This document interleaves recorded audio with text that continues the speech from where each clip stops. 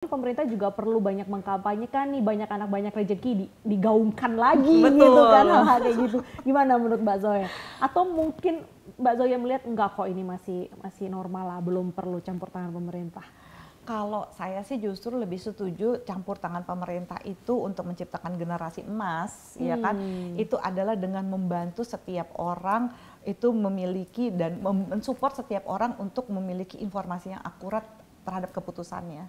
Gitu ya. Jadi mereka yang mau child free, mereka juga punya resiko loh terhadap penyakit dan sebagainya. Masa mereka dicuekin? Kasih tahu dong informasinya seperti apa. Dan itu juga kenapa nggak digaungkan sama pemerintah? Kan lebih nasional. Ya kan? Terus bagi mereka yang pengen childless gitu ya, atau mereka yang ingin punya anak gitu ya, tapi ngerasa kayak mereka benar-benar siap deh secara cinta, mereka support system kan take a village kan untuk benar-benar membesarkan anak gitu ya. Misalnya, satu marga akan berkompromi untuk membantu, oke gitu ya. Tapi secara finansial pas-pasan, boleh nggak sih pemerintah juga membantu to figure things out buat anak-anak ini? Apakah asuransi pendidikan, or pendidikannya digratisin please, gitu ya misalnya. Ya kan sampai kayak gitu misalnya sampai SMA atau kuliah gitu ya. Jadi ada kesempatan buat anak yang juga cukup oke walaupun nggak pinter-pinter banget gitu ya. Kenapa cuma buat yang pinter doang? Ya pinter doang of course dong, perlu dong. Tapi kalau yang biasa-biasa aja masa nggak dapet chance gitu kan supaya dia jadi bisa lebih pintar. Nah buat saya bagaimana kalau pemerintah campur tangan untuk membantu keputusan setiap rumah tangga gitu ya terhadap keinginan untuk memiliki atau tidak memiliki anak. Memfasilitasi juga tadi ya dengan pendidikan. Mungkin kalau tadi kan faktor ekonomi ya Mbak, salah satunya kan kalau mungkin dia terlihat wah pemerintah sudah memberikan akses bagi yang tidak mampu untuk sekolahnya gratis ataupun mungkin itu agak sedikit mengubah perspektif itu. Kalau memang masalahnya ekonomi, kalau dibantu sama pemerintah kan jadi agak legaan punya anak bukan iya ya ntar aman loh. Dia akan ada sekolah negerinya banyak yang baik juga dari SD, SMP, SMA. Terus begitu juga bukannya sekolahnya gratis abis itu uang karya wisatanya berapa juta-juta. Uang graduation ya kan graduationnya, partinya lah kok gitu. Farewellnya ya segala macam. Pressure juga ya gitu. Betul. Uang seragamnya bayarnya sekian, terus apalah yang fancy-fancy gitu kan kayak gitu ya. Iya, kalau tadi kita ngomongin masalah dari faktor ekonomi mungkin ke faktor kesehatan yang mungkin ada memaksa kondisi seorang perempuan itu pada akhirnya tidak bisa memiliki anak kemudian yang tadi memutuskan child free.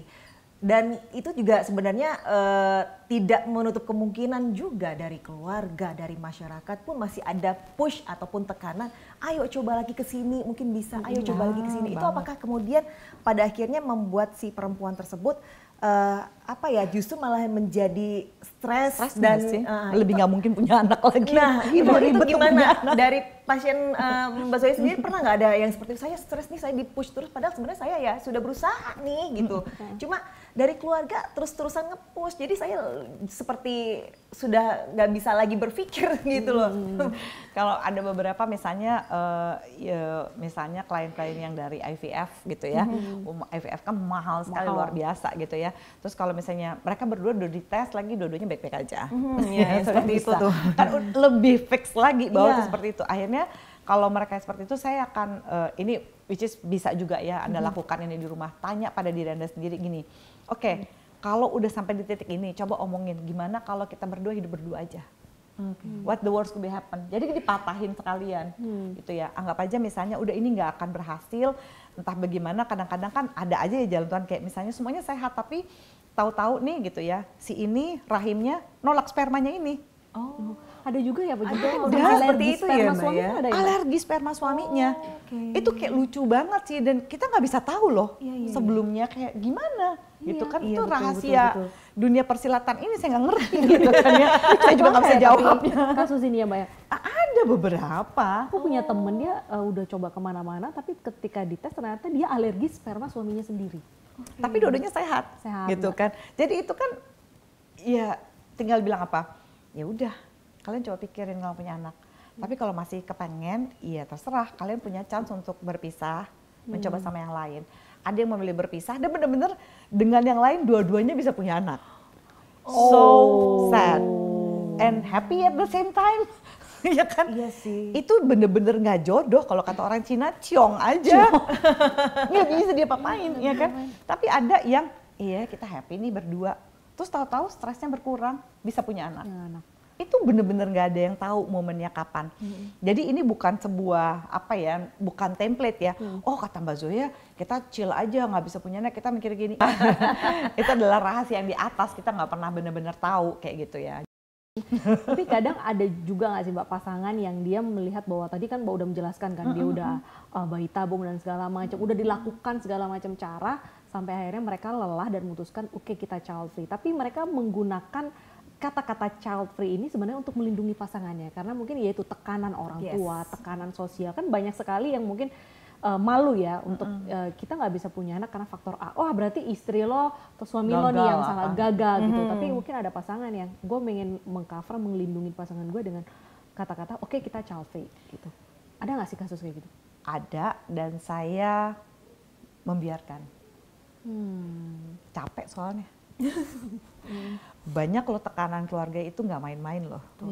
Ya mereka sampai nanti kalau sampai kamu punya anak, nanti kalau ini harta kita pembagiannya ini itu marga apa segala macam lagi nih problemnya ya kan gitu. Jadi banyaklah suku bangsa kita kan yang begitu gitu, mau Jawa, mau Batak, mau Manado, mau Sunda, ini itu kita nggak pernah tahu deh kayak gitu-gitu. Jadi tekanan-tekanan seperti itu kadang-kadang it's too much for them.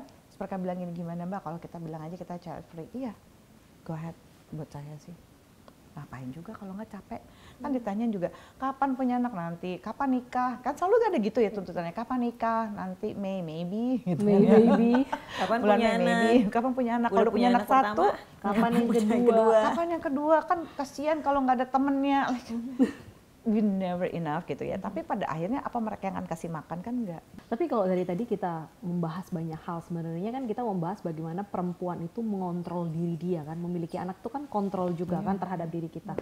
Saat ini tuh bagaimana sih pemahaman perempuan terhadap kontrol diri dia, ini badan aku, ini tubuh aku punya hak penuh untuk menentukan, itu gimana Mbak? Nah, mengexercise hak kita juga adalah dengan juga memahami kita mau pakai kontrasepsi itu kapan dan apa kontrasepsi pilihan kita, dan memilih kontrasepsi itu berhubungan dengan kepribadian kita juga, berhubungan juga dengan kemampuan tubuh kita. Karena ada orang saya mau gampangnya aja Mbak, saya mau minum pil. Pil itu buat orang yang apa sih kalau bahasa Indonesia yang slordeg ya, kalau orang Belanda bilang apa yang sembarangan, bukan celana apa sih? Apa ya slordeg itu? Pokoknya kalau orang yang nggak telaten, teledor gitu. Orang yang teledor itu jangan minum pil. Karena itu harus exactly diminum pada saat yang sama setiap harinya. So kalau kita lagi kerja kayak gini kita harus minum pil, kita nggak bisa ya. Break dulu, minum pil KB dulu, maaf gitu ya. Janganlah gitu kan ya. Mungkin ada yang saya maunya suntik aja 3 bulan sekali gitu. Saya maunya misalnya pakai IUD gitu. IUD-nya yang mana, yang hormon atau non hormonal? Itu kan juga ada. Kalau yang hormonal itu kan misalnya ada masalah-masalah kayak PCOS atau apa segala macam, kadang-kadang juga disarankan seperti itu, ada masalah-masalah menstruasi dan sebagainya. Jadi itu juga pil-pil kontrasepsi itu juga digunakan untuk mereka yang ada masalah dengan jerawat yang berlebihan atau imbalance hormonal lainnya. Jadi kita mesti sepaham itu loh sama tubuh kita dan cocoknya seperti apa. Kalau kita nggak bisa tahu itu, gimana kita bisa menegosiasikan kemampuan tubuh kita untuk berproses dengan laki-laki yang akan menjadi pasangan kita. Gitu misalnya.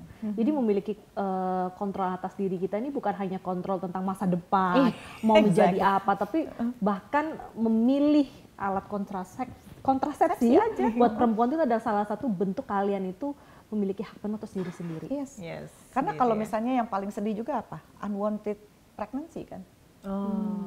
Mau sih nanti punya anak, kebablasan sekarang, terpaksa nikah deh.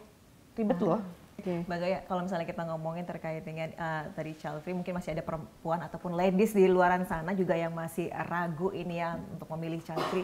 Mungkin ada kata-kata yang ingin Mbak Zoya sampaikan dari hati ke hati untuk ladies di sana. Dia antara ingin child free, tapi tidak mau juga menjadi omongan di luaran gitu kan. Atau tidak ingin menjadi pribadi yang egois. Yes.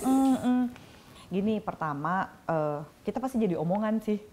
Saya sudah pasti sih gitu. Gak bisa dihindari ya. Iya, saya nggak bisa menghindari. Cuma kuat-kuatin aja, cari cari cara untuk bisa mengeluarkan, mengoutletkan itu gitu ya. Misalnya kepada pasangan yang kalau aku lagi bete karena ada orang yang ngomongin ini, aku butuh dipeluk ya, nggak usah dikasih solusi, nggak usah siapa tuh orangnya sini aku samperin gitu misalnya ya, bantu aku dong ya, peluk aku izinkan aku untuk menangis, dan aku juga akan mengizinkan kamu untuk kesel, untuk marah, tapi ini kita meng-create safe space karena udah pasti orang akan demanding, orang pasti akan menjudge gitu, dan mau bagaimanapun kita mencoba menjelaskan, mereka pasti akan menuduh kita egois gitu ya.